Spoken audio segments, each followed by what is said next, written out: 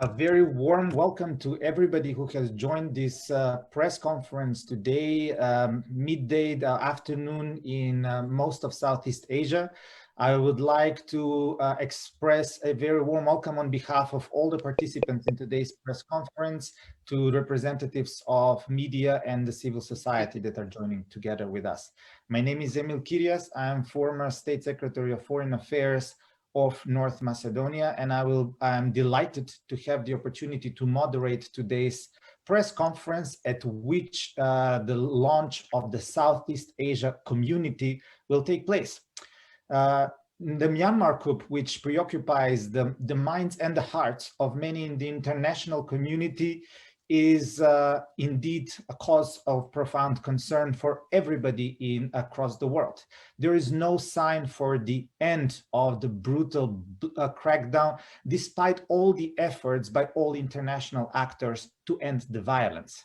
According to credible reports, yesterday, on the 100th day since the military junta has taken over the power in Myanmar, at least 782 people have been killed. Many people have been summoned. Over 20 people have been sentenced to deaths. Thousands of people have been put in front of the courts, sometimes in front of martial courts.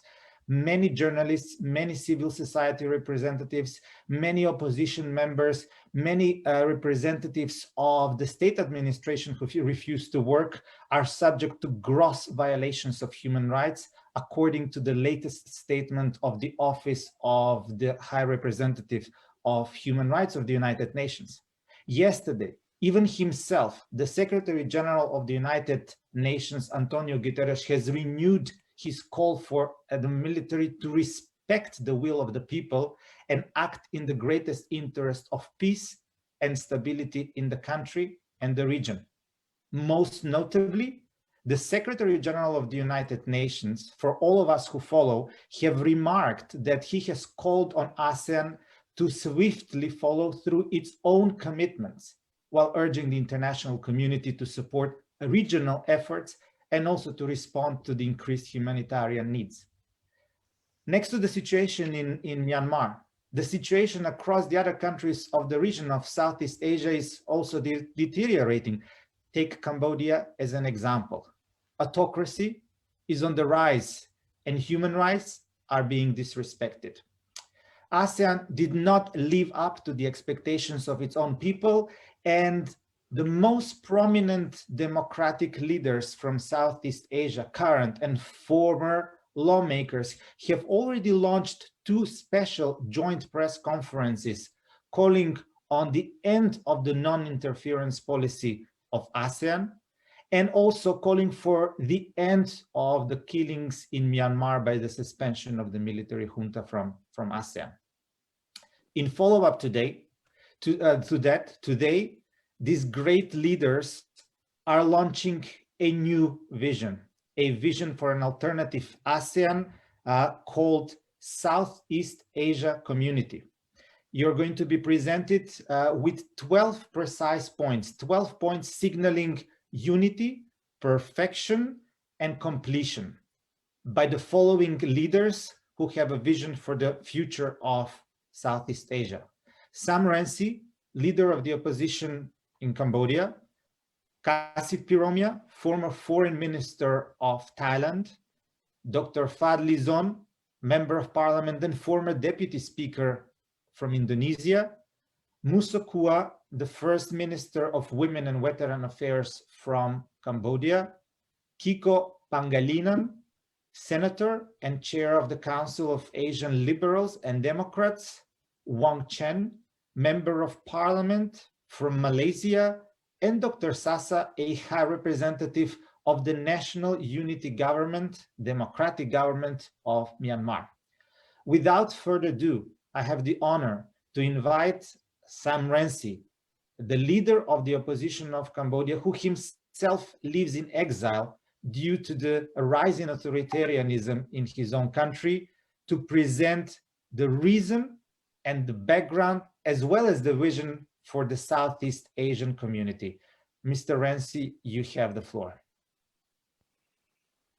Good afternoon to most of you in East Asia. The Association of Southeast Asian Nations, or ASEAN, was first created in 1967. At the time, it served a real purpose, but the world has changed profoundly over the last 50 years. ASEAN has failed to keep pace and has become an outdated relic, an enemy rather than an engine of progress. Any regional group which is based on shared interests needs to evolve as the interests of members will change over time. These interests may even come into opposition with each other, calling the cohesion and even the existence of the group into question. The shared interests on which ASEAN rests were poorly defined from the outset. Were the common interests those of states, of governments, or of dictators ready to support each other in their attempts to cling on to power? In recent years, ASEAN has simply appeared to be a club for dictators whose interests are opposed to those of the peoples they oppress. A more genuine regional community must be based on shared values and aspirations of the peoples. That is why we are creating the Southeast Asia Community, or SEAC, which aims to protect the values of our people and advance their right to elect their governments in free and fair elections. Rather than being based on cynical opportunism backed by violence, the SEAC community stands for the universal values of freedom, democracy, justice, and the rule of law. Thank you. I thank you very much, Honorable Sam Rainsy. And I would like now to call on Kungkasit Piromia, the former Foreign Minister of Thailand, long-term diplomat, also former Member of Parliament, to explain what is the vision for SEAC in terms of values and principles. Kungkasit, you have the floor. Thank you. Sawadee krap to everyone, and please be in good health and in safety. I look at the ASEAN community of today as an entity comprising 10 members with 10 political systems. So the 10 member states of ASEAN have different political systems. It is all right for the 10 to be working together on infrastructure development, connectivity, on common market, base of production for the world. And I think to work on, fighting diseases and so on, and cross-border crimes. But when it comes to responsibility to protect in terms of political freedom, in the services of the basic human rights, in terms of protection of the people from coercion, fear, and all type of suppression and denial of basic freedom and so on. The ASEAN community is not in the position to do so because ASEAN community of the past 53 years has not been basing itself on the foundation of democratic values. And at the same time, the membership in the ASEAN community has no requirement that each of the incoming applicant or member state must be democratically oriented with a democratic political regime and freedom for every citizen in that particular country. And the case at hand, the situation in Myanmar with the advent of the coup d'etat on the 1st of February of this year has amply, illustrated that ASEAN community and its member states are not in the position and will not be in the position to tackle, I think, the denial of freedom, the assassination of democratic regime of Myanmar. So in that sense, it has come upon us, this particular group, and I think many friends and so on throughout the years and the months and so on, that there is a need for ASEAN to reform itself or to come out with a new transformation of ASEAN as a whole, based on democratic values, respect of the human rights, and so on. So in that sense, the vision that we are about to launch is for a new ASEAN, will be called Southeast Asia Community, to be based on democratic values and principles, which means that not only the ASEAN of the new will have institutions like assembly, court of justice, interested assemblies of various professions and so on, that would be based on the people or people-oriented. But at the same time or concurrently, each of the member states of the Southeast Asia community or the new ASEAN community will have to be democratic, like members of the European Union.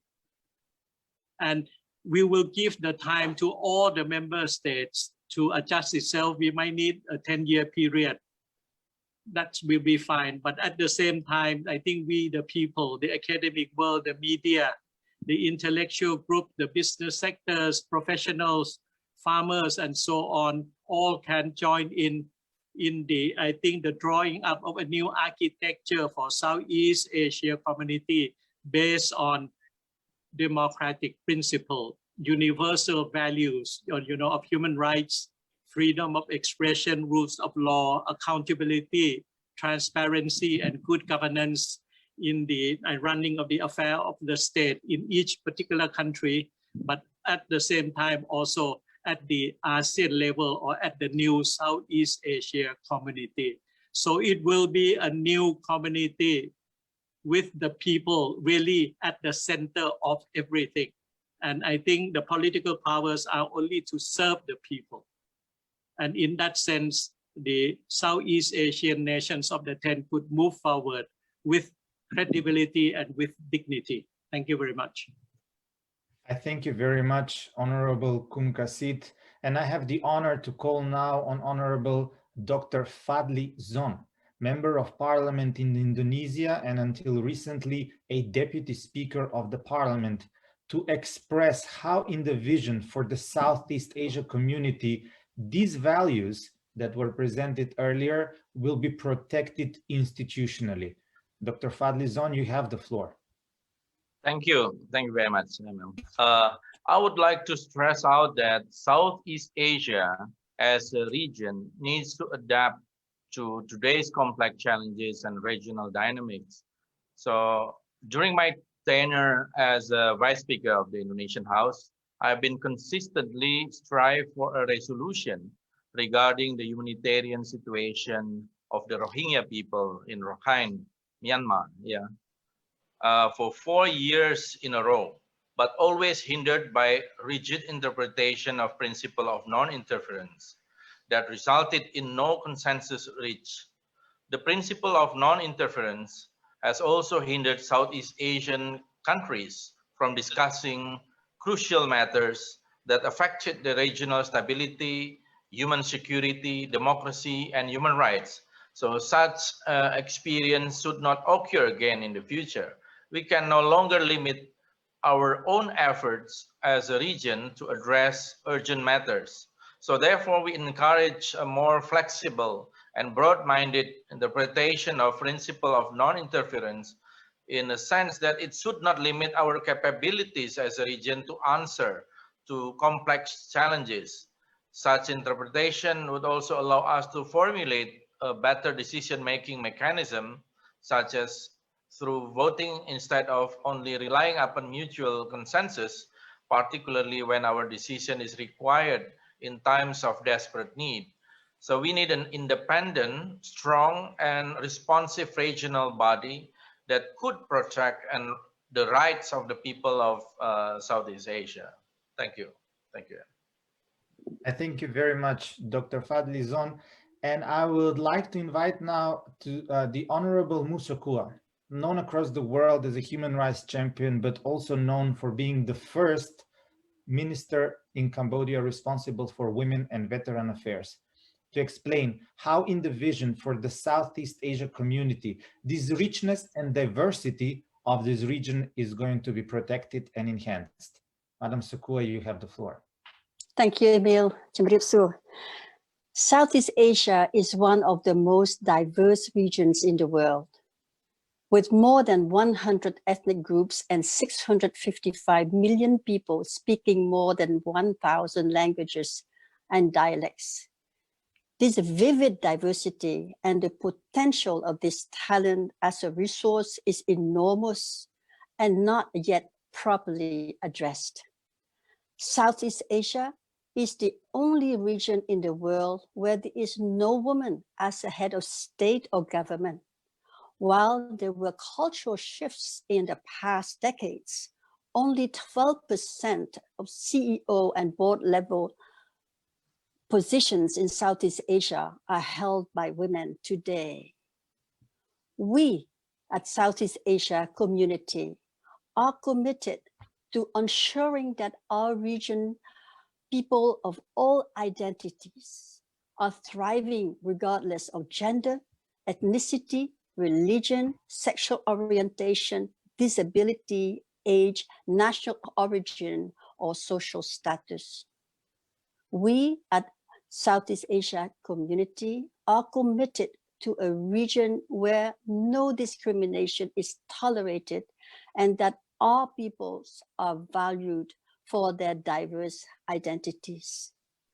We are aware that it is not up to women alone to promote women's leadership or to prioritize gender equality and inclusive policies, but for societal support,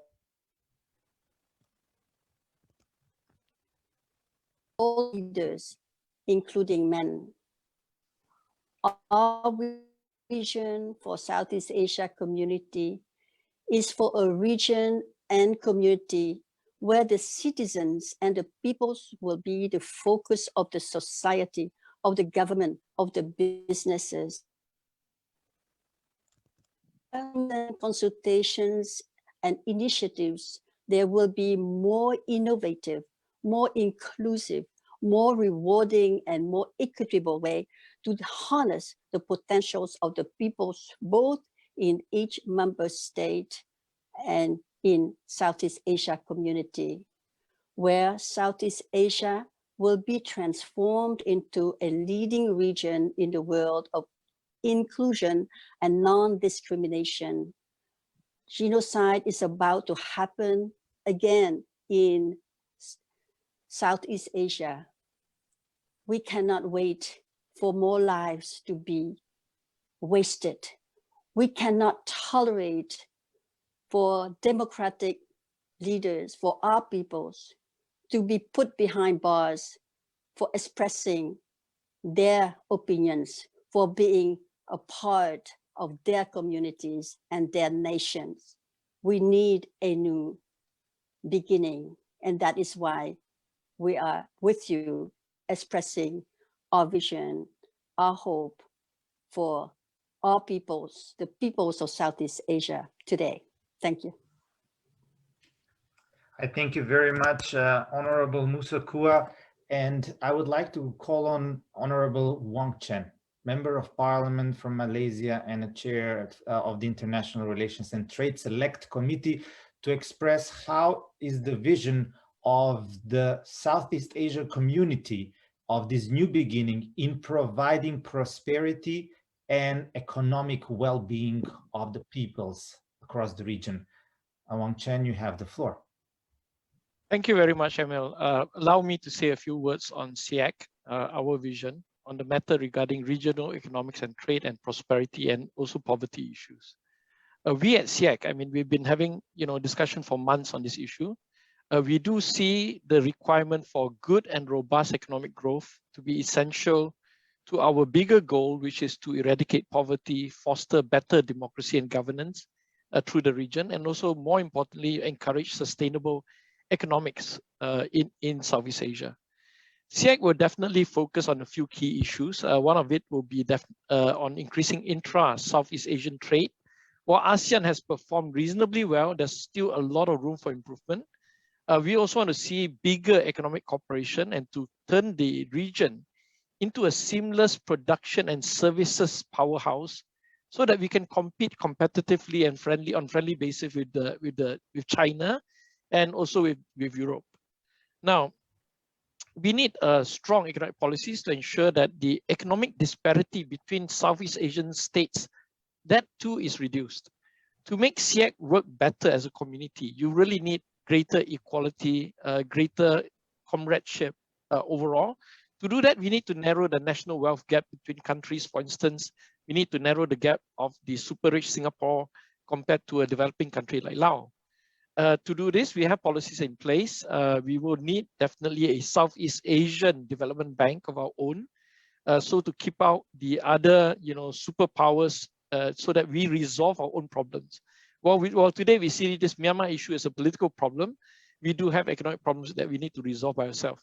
So a Southeast Asian Development Bank and also SEAC to give special developmental grants to enable lesser economies in the region to catch up with the rest.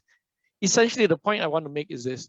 All these economic policies that we have and that we espouse in this vision, and we do encourage the academics and economists out there to join us and develop this further, that all these economic policies are tied to SEAC's commitment to democracy and better governance. In a sense, SEAC's economic policies will be equally important as what Kun Kasit has said, and also Dr. Fadlizon has said, the creation of a legalistic, democratic, rules-based community, Southeast Asian community that we are pursuing. Thank you so much, Amir. I most sincerely thank you, Honorable Wong Chen, for expressing this vision for better economic integration and prosperity for the people all across the region. We are awaiting Dr. Sasa, the High Representative Minister in the National Unity Government of Burma, to complete his ongoing meeting with the Australian Foreign Minister before he joins us and explains the vision of Southeast Asia community as a region of peace, neutrality, non-interference, but above all stability. While we are waiting for him, I would like to explain the House rules for the questions that are going to be asked to the honorable lady and gentlemen that are being present at this joint press conference today. I would like first to call on your name, your organization or the media outlet that you represent, the question, and to who the question is being addressed.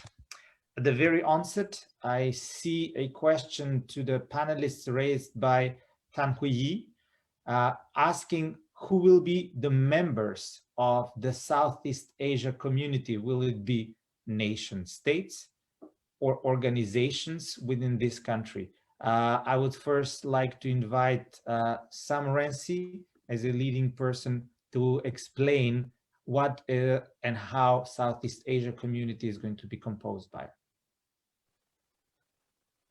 SEAC will be different from the current ASEAN. SEAC will be a grouping of peoples of the 10 countries of Southeast Asia based on common values and common aspirations. It will not be a club of authoritarian leaders helping each other to consolidate their power and to oppress their peoples. We will ensure that the principle of non-interference be abandoned, because this principle is outdated. It runs against humanity. Being part of humanity, we have to show solidarity with each other in the current circumstances. We have to show our solidarity towards the Myanmar people in their fight to regain democracy, to see the result of free and fair elections in November 2020 being implemented, in seeing the power giving back to the people. Definitely, we need a new vision for the peoples of the 10 countries in Southeast Asia. Thank you. Thank you very much, Samrensi. I would like to invite Kun Kasint perhaps to add a little bit about the vision for SEAC, whether if it is, as explained, only nation states, democratic countries, as it was explained by Samrensi, or also open for NGO, civil society members and others to join. Kun Kasint. Let me put it this way, that looking at the ASEAN community of today, or for the past 53 years, it has been based on governments. And under the governments, it's being run by the bureaucrats of the 10 member states. The people in general, 650 million people are more or less being kept out. The farmers, the laborer, SME, interested group, professional groups, and so on. They are not part and parcel of the decision-making processes of the ASEAN community since 1967 to this very day. Now, the new vision for ASEAN, which we will call SEAC, Southeast Asia Community, it will be people-based in the sense that all the people will be living under and within a democratic framework. That is, in each of the member states, it must be democratic. And I think the representation of the democratic government on the SEAC body of the future will reflect the wishes, the will of the people. That's on one point. So it will be still a member state type of membership, but based on the people. And at the same time, there will be the People's Assembly at the ASEAN level. We can think at the moment about the European Parliament, where before it used to come from members of the national parliaments from France, Germany, but lately, later it was directly elected by the people of the European Union member states and so on. At the same time, we could have also the Court of Justice, whereby ordinary people can go to the court if they are being abused, or if there were to be legal legislation and so on that are not inducive or conducive to their interest in terms of freedom, in terms of living and so on. But I think the whole gist of the matter is that the people will be at the base of the new community, Southeast Asia community. I think the details, arrangement and so on is for the discussion in the months to come, whereby we will, I think, invite all players, actors, government, non-governmental, and so on, to participate in the whole process. And then on top of that, we could have the NGO Assembly of ASEAN. We could have I think, the professional associations of doctors, of architects at the ASEAN level, where each of these assembly or bodies and so on can interplay and can, I think, discuss among themselves and to come out with a joint decision so that it could go to the national government of each of the member states and later to the ASEAN Parliament as a whole for decision or for rulemakings and so on. So it's, I think the thinking will be in the process of more discussion for the months to come, and to make it more participatory in the formation of the structure and the contents of Southeast Asia community of the future. Thank you. I thank you very much. I believe this very much answers the questions also asked by Chalida Tajon Reksung from PEF Thailand about the structure and the working of the Southeast Asia community and how to engage with the states. There is a question from Chuck from Silisos about the lack of government representation here, which is understandable, and how will SEAC be able to affect this change without the involvement of ruling, I guess, current governments. Would somebody of the honorable panel like to comment on this? Let me jump in, Emil. Wong Chen here. Yeah. Okay, so what we're doing today is we're launching a vision. And all of us are current and former members of parliament and politicians. We do have our own network. We do have access to government.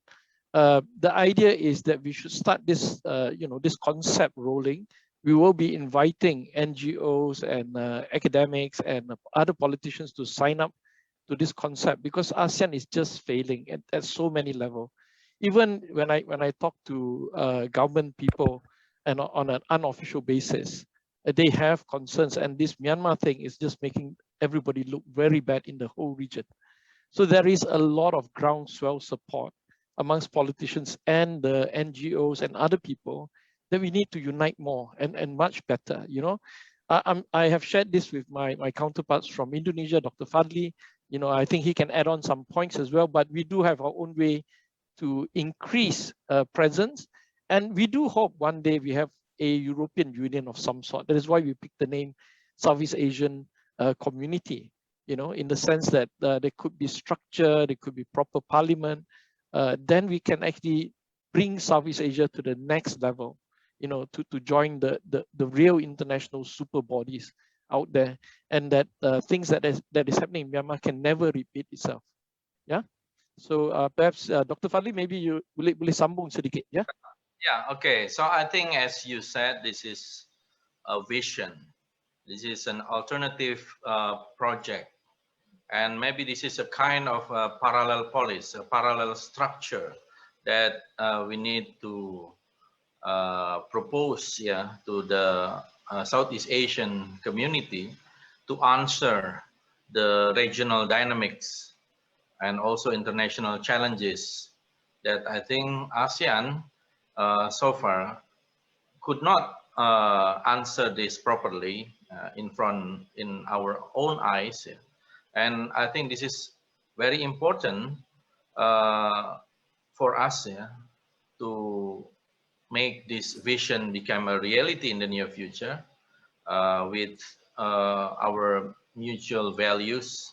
Of course, ASEAN is Southeast Asian community is a very diverse from every point, from a religious point of view, ethnic groups, and so on. And I think it can answer so many different regional dynamics that is happening today and in the near future. So I think this is a very good vision, an alternative project, and a parallel structure. Thank you. Thank you very much. I believe that answers also the question that was asked by Charlida, whether this is a parallel to ASEAN. And my apology to Chilisos for the wrong pronunciation of the outlet. There is also a question whether bringing different sectors together to work means an ASEAN people's movement. Maybe Madam Sukua, you can add something to this. Yes, thank you, Emil. I really would like to stress the absence of women, the absence of and the voices of the women in ASEAN today, and especially in the ASEAN region, are invaluable. Their sweat, their hearts, their lives are all there in their work for the economy of the ASEAN. But where are their voices? This needs to be changed, and that is why we at the new initiative at SEAC, we not only see the need for change, but we have to change it quickly now. And for these voices to be heard, we start with this vision. Is a beginning, but we are asking you today through this press conference, and Kun Chalida, you are here with us.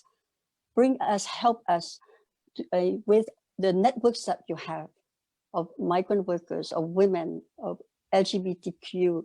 We have to get together now, and we are open for membership. We are open for directions, for more initiatives, and you will be part of the decision-making process, not just the voices as a parallel channel for the SEAC, but you will be the decision makers of SEAC. Thank you very much, Madam Musokua. There is a question also coming, a joint question about the financing of SEAC. The question is where the donors come from, or better said, as this is just launching a vision for future Southeast Asia community, the question would be, how would the financing be in the future, or where would the finances come from? Anybody from the panel might wish to answer? I think Yeah, we will make public announcement. We can do crowdfunding, we can raise fund and so on. We are asking through you now at the moment that you can contribute, but we will be working in details, I think, with Wong Chen, I think, to set up a couple of bank accounts in various capitals and so on, and ask for contribution. But we have to set a financial team to make everything transparent. You know, everything will be accountable and so on.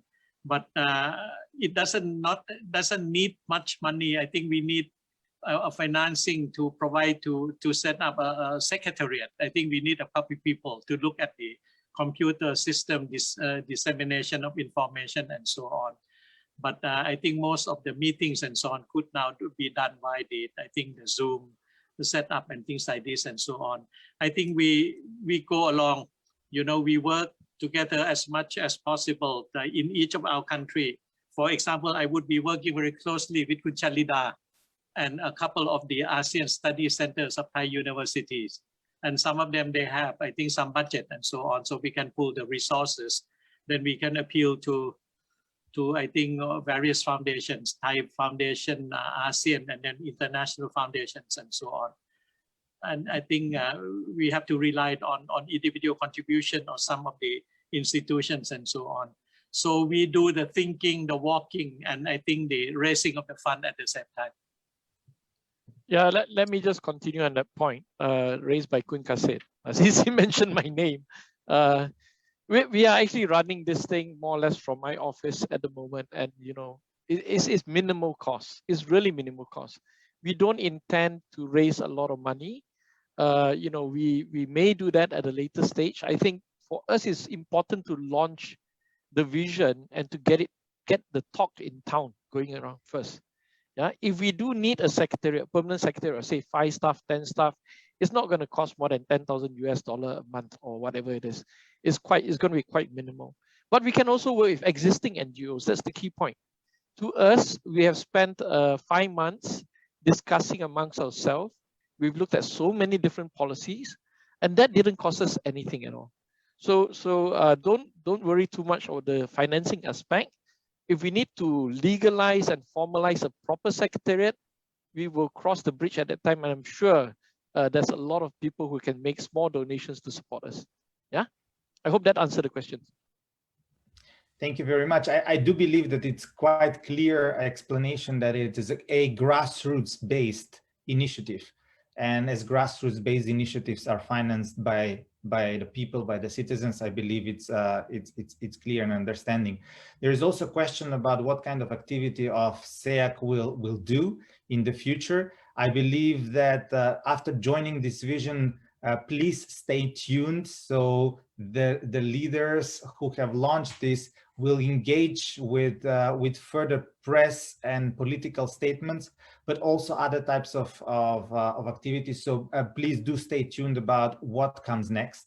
There is also a question from Jonathan Head to everyone, asking, in Europe, a great deal of the pressure for reform of power holders comes through established political parties. How can ASEAN, with weak and transient political parties, replicate that channel of reform? I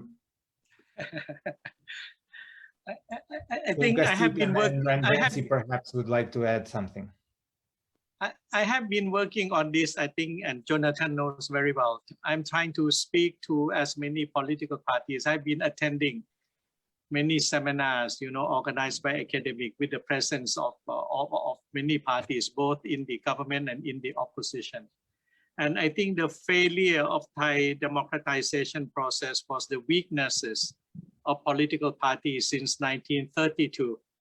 It's something that we have to, I think, overcome the shortcoming of political parties. And in so doing, I think we can introduce the idea of the, problem of the ASEAN community and the new vision for Southeast Asia community. It has to be done concurrently. I have been in touch with some of the politicians already, and I plan myself to go and speak to the major political parties on behalf of the group on SEAC thing. At the same time, I'm working with some NGOs, political movements, and so on, to to come out with a set of rules for democratization of Thai political parties, and not to be a sort of autocratic or personalized or money-based politics and so on. But we have to tackle the political party, because the political parties are the key to parliamentary democracy. If they do not change, they don't transform, then we cannot move. And by so doing, not only moving the country forward, I think there will be also hindrances to our very idea of creating the SEAC. If the political parties of Thailand do not come along, it would be very difficult. But by linking ourselves with NGOs and the academic world and the media and so on, will we be a force that we can pressure the political parties to behave in a better, manner and so on. Thank you very much. Samransi, you would like to add something? You lead one of the largest parties in the region. Yes, I would like to take the example of Cambodia. The political scene has changed dramatically over the last few years. Actually, there are only two political parties, big political parties. The ruling party, the Cambodia People's Party, led by Mr. Hun Sen, and the Cambodia National Rescue Party, which I founded with Kem Sokha, and I am the acting president of that party. At the National Assembly, before Hun Sen dissolved our party, we were only two parties, big parties, the opposition, united democratic opposition, challenging the ruling party. So it's a matter of time, because we believe in democracy. The democratic trend is irrepressible. And when democracy prevails in Cambodia, there is a political party, there is a structure, there are organized people who are ready to promote and to implement this vision of Southeast Asia community. Thank you. Would somebody like to add something on the political party? I would like to add, yeah. I think with COVID-19, where people are suffering, the workers are suffering, the street vendors, we are talking about millions and millions of people. People are starting to see the weaknesses of these established political parties. The promises that these established political parties have made until now are not being delivered. I think this is for us also to promote, to advocate, to encourage for people to get into politics, political parties, especially the youth, especially women, that the political parties do not belong to any special families. Political parties must be the vision, the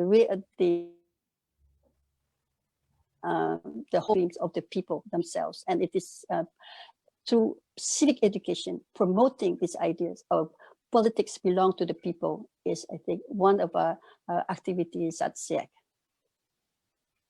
Thank you very much, Madam Sakua. And last question from Gwen Robertson, related to the criticism on ASEAN with regards to the Myanmar crisis. For example, for inviting the junta chief to the last meeting in Jakarta rather than the national unity government. How would SEAC approach it in view of making it more headway than ASEAN has been able to do? This is something that was covered by the last press conference, but I would like to invite Kunkasit first to explain. I would immediately invite the representative of the National Unity Government of Myanmar to a meeting in Jakarta or in Bangkok, whatever, or in Brunei as the chair. And that is I think it's a very justified move indeed, that you cannot only talk to one side of the equation, namely the junta. You have at the same time to speak to the opposition to the junta, which has all the legal rights and all the legitimacy and so on. I think that's what can be done, and it should be done, and so on. And I think on my part and so on, and together with Som Rangsi and so on, I think we have to keep on pushing our respective governments, and I think the ASEAN community as a whole, to immediately invite the NUG to the meeting with the ASEAN leaders. It will be a strong message to the junta that the coup d'etat is not a fait accompli. That is the alternative. They must come to the negotiating table. They have to end the violence and release the prisoners and so on. I think the ASEAN, the new ASEAN, has to be firm and strong and not to be blackmailed by the junta, or even to feel that if we push too much on the junta, they will run into the arms of the Chinese. Let them run to the arms of the Chinese, and then we can pick the issue up with China also. You know, so this is what we have to do. This is what decency has to be carried out. This is what principle have to be carried out, and so on. We have to stand firm on principle, and if we are serious about principle, I think the junta will understand the message. The Chinese or the Russian would understand.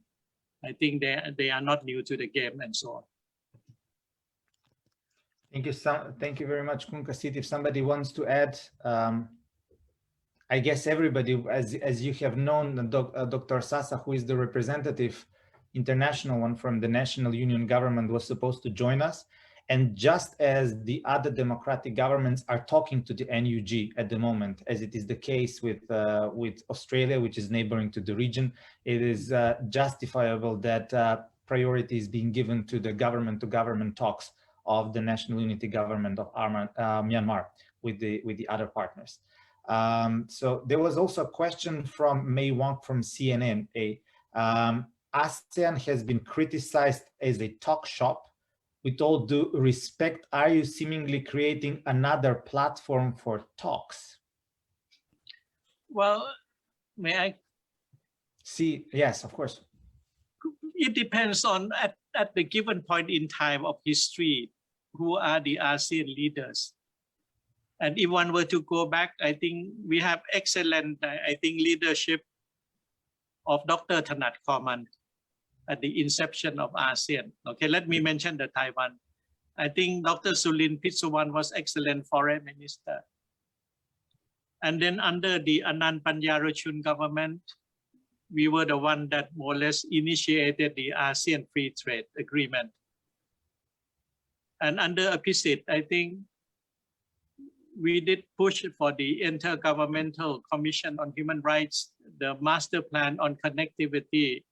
And then we work very closely together in the, rehabilitation post Nagis typhoon and so on. And then we pushed the military government of Thein Sein to realize the 7-point roadmap release of Aung San Suu Kyi, new constitution and quasi-democracy for whatever it is, but not a full-fledged military government. So it depends on who leads ASEAN at a given point in time. It's not only that talk shop, yes, most of the time it is, but there have been, I think, a firm decision. And we were together victorious in the repulsion of expansion of communism. And we took Vietnam out of Cambodia.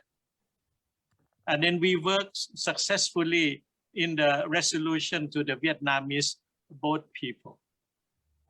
And the resettlement of many of the Cambodian friends and so on. There were some shortcomings, but in general, there have been positive pictures. And then that had to do with political decision and ASEAN with some teeth. But at the moment, it's toothless. I have to say that. It's a shame. Thank you very much. Ransi, you would like to add something, so please go ahead. I would like to remind you that 10 years before the creation of ASEAN, there was the founding of the European community. We have to look at the foundation of the European Union. The European Union is not based on common interests alone. It is not based on common market. It is not based on common policies. It is not based on common currency. They have all that.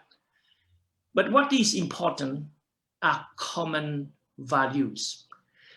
The grouping, international grouping represented by the European Union is meaningful, vibrant, solid, because they are based on common values. I think once the SEAC is established based on common values, then there will be ground for actions, not only talk, as is the case with the current ASEAN. I thank you very much, Ransi, for these additional comments. And the final question comes from Nick Kochan, who is asking what would be the SEAC's approach towards international and other anti-corruption multilaterals, in particular having in mind the seizure of the criminal assets of the Myanmar military. This is something that was discussed in the previous press conference, but Wang Chen, perhaps you would like to add something to this. Okay, yeah, okay. So to answer Nick's question, most of this data about the criminal so-called assets of the military junta are available with the central banks or the monetary authorities of Southeast Asian countries. Why has ASEAN not come out a clear statement on this, and why hasn't all the central banks cooperated to list down this kind of thing, and also list down the partners who are in partnership with the junta in Myanmar? I understand that if, say, a company like, like we've all seen the Japanese company Kirin Beer announcing their withdrawal, if a Malaysian company is found to have heavily invested in a Myanmar joint venture, the junta in Myanmar, they should make an announcement to withdraw or to sell off their assets within, say, a year. But that hasn't happened at all in the ASEAN context.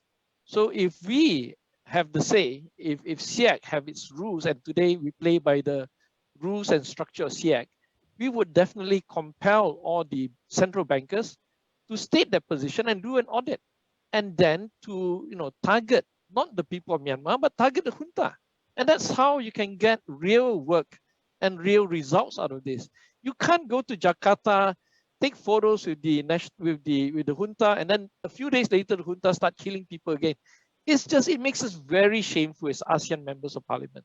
You know what Mr. Rinzi said, and this comment about we're just a talk shop, I think is beyond that, because for many of us we feel deep shame. I mean, Dr. Fadli, the Rohingya issue was so painful to Indonesia and Malaysia, right?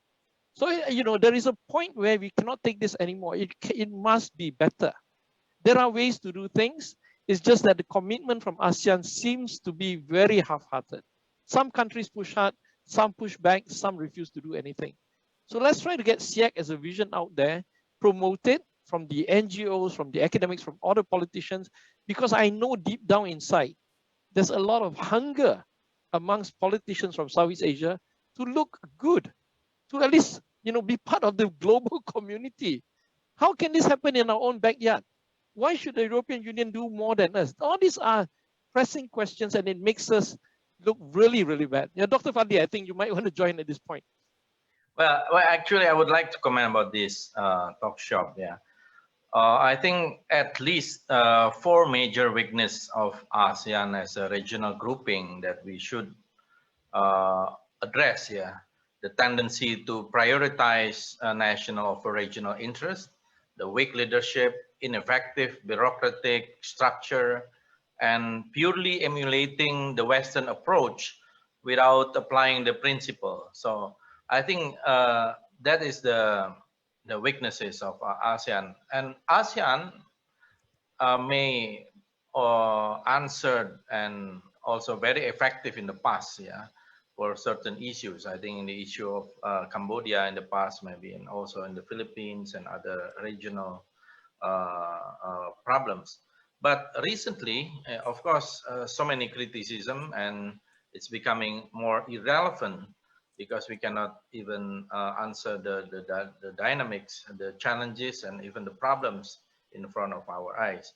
So I think this is a very important to us for us to make the initiative, this vision as an alternative project, alternative ASEAN project, and I agree with this, and I think we have to distribute this vision to our political leaders in our own countries, and of course for me in Indonesia, and also to political parties, to member of parliaments, even to the government's officers and so on, and civil society and the media.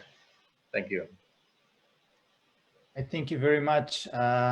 With this last answer to the question, I believe we can conclude the press conference by taking, first of all, the signatories of the SEAC mission statement for dreaming big.